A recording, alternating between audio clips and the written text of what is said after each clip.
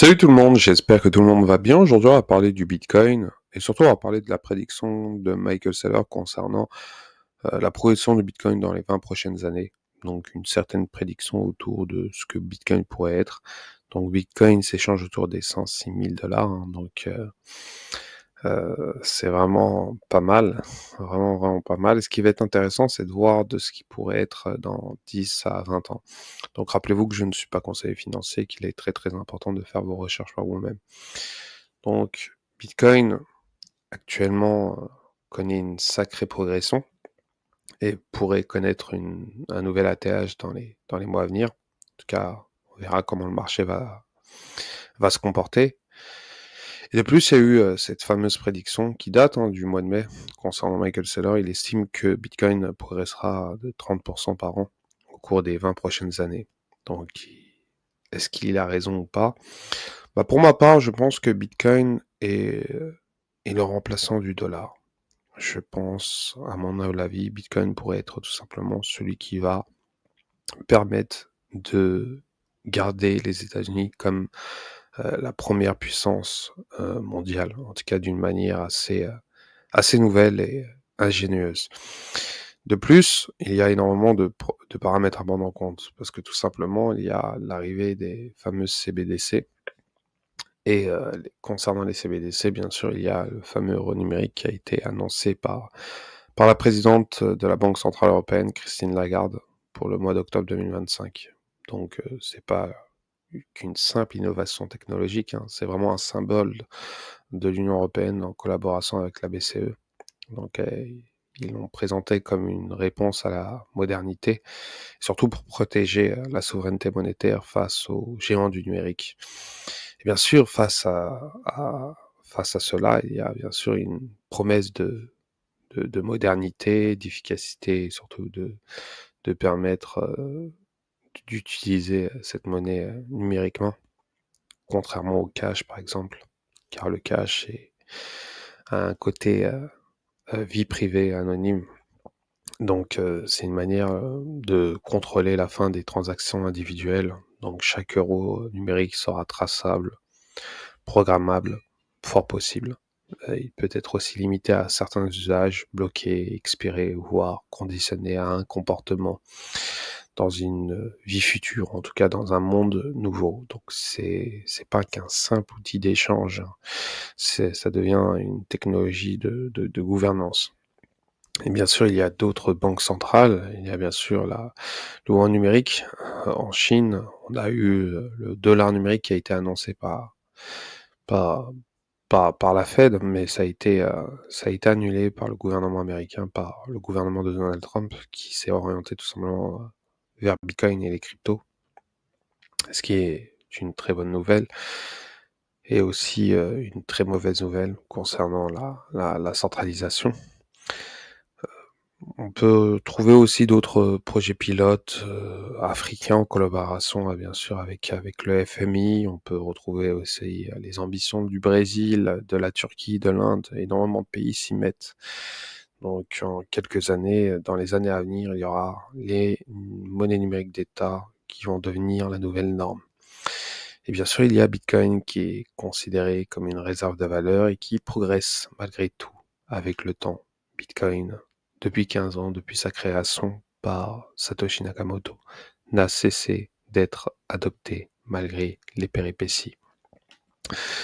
Et bien sûr, l'article concernant Michael Saylor fait réellement saliver les investisseurs long terme, parce que 30%, ce qui est vraiment, vraiment pas mal, 30% par an en moyenne, hein. Donc, c'est pas tous les ans. Les années ne se ressemblent pas, car tout simplement, Bitcoin pourrait connaître des baisses et bien sûr des hausses. Donc, on va faire tout simplement une estimation autour de cela. Donc, j'ai pris une personne qui investit tout simplement 100 $ par mois pendant 20 ans. Il fait un DCA sur 20 ans, 100 $.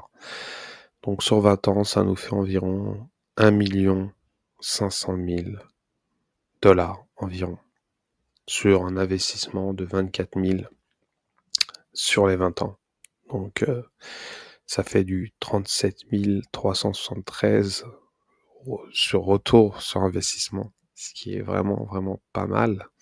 Bien sûr, vous pouvez, régler sur la somme de ceux qui y croient, hein, tout simplement ceux qui sont très, bitcoin friendly, très, très maximalistes. Je pense qu'ils ne mettent pas que 100 mais vous pouvez tout simplement, faire tout simplement une prédiction de ce que Michael Saylor a dit autour de ce sujet-là. Donc 30 ce qui est réellement faisable parce que tout simplement, il y a énormément d'institutions, d'États qui font tout simplement des réserves en Bitcoin et je pense avec les années, ça va s'accélérer si bien sûr les États-Unis décident de réellement mettre les bouchées doubles face tout simplement aux BRICS. Je pense que réellement Bitcoin euh, va arriver à un stade où personne ne peut réellement imaginer.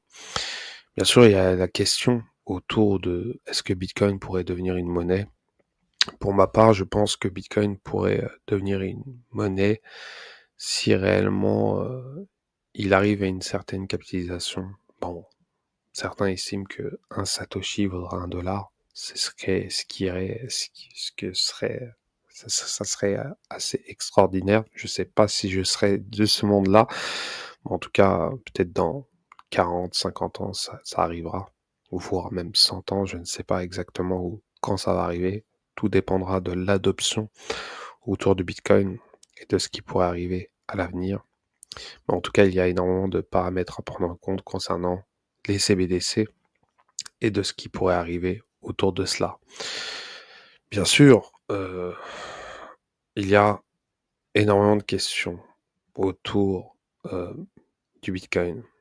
Donc, Bitcoin a été récupéré partiellement par les institutions. Donc, les ETF Bitcoin Spot ont ouvert la voie à l'arrivée massive des capitaux traditionnels, des fonds de pension, des banques, des multinationales qui ont ajouté du Bitcoin à leur bilan. Ça a offert bien sûr une légitimité inédite autour du Bitcoin et au prix d'une certaine centralisation invisible. BlackRock, Fidelity, ARK Invest, tout possède désormais une fraction non négligeable de l'offre en circulation en Bitcoin. Et bien sûr, paradoxalement, l'actif le plus décentralisé de l'histoire devient de peu à peu détenu par des structures ultra centralisées.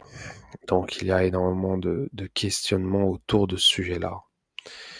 Concernant les Layer 2, la scalabilité contre la souveraineté, c'est vraiment une question que je me pose et sûrement certains se posent.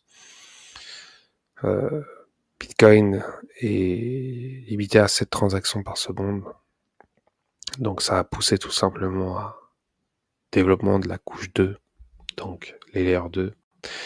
Parmi elles, on peut retrouver bien sûr le Lightning Network, Stacks, Liquid de Blockstream, cette fameuse société qui gère indirectement ces Layer 2.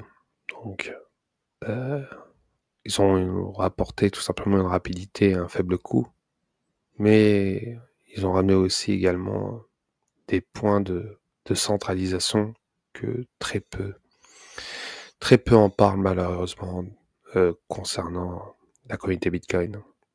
Beaucoup se focalisent sur le prix du Bitcoin et très peu se posent la question sur la centralisation de la couche 2 du Bitcoin. En tout cas, on verra ce que arrivera autour du prix du Bitcoin et surtout de la décentralisation de ces fameux Layer 2. Espérons que ça n'arrivera pas. En tout cas, il y a énormément de choses qui pourraient arriver. Les villes intelligentes qui auront un rôle très important concernant l'adoption de certaines blockchains à ne pas négliger, donc dans un futur lointain mais très proche aussi. Donc voilà concernant cette vidéo, j'espère qu'elle vous a plu. Donc je vous dis à la prochaine.